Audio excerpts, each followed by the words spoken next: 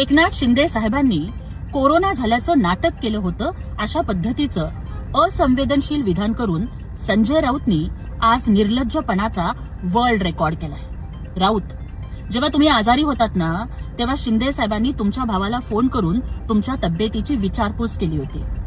याला म्हणतात संस्कृती।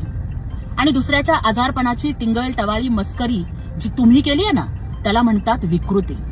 अरे अशा पद्धतीची बेताल टीका करून करून तुम्ही तुमचा गट हा व्हेंटिलेटरवर नेऊन ठेवलाय। आता हा सकाळचा भोंगा फक्त ध्वनी प्रदूषण नाही तर वैचारिक प्रदूषण सुद्धा करू लागलाय।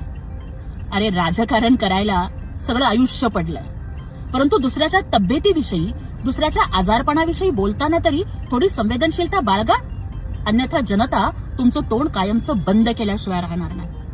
अरे एका बाजूला तुमचे कोमट पाणी सम्राट कोरोनामध्ये फेसबुक लाईव्ह करून लोकांना फुकटचे सल्ले देत होते, तेव्हा स्वतःच्या जीवाची तमा न बाळगता 2 वेळेला कोरोना होऊन सुद्धा एकनाथ शिंदे साहेब जनतेसाठी कष्ट करत होते।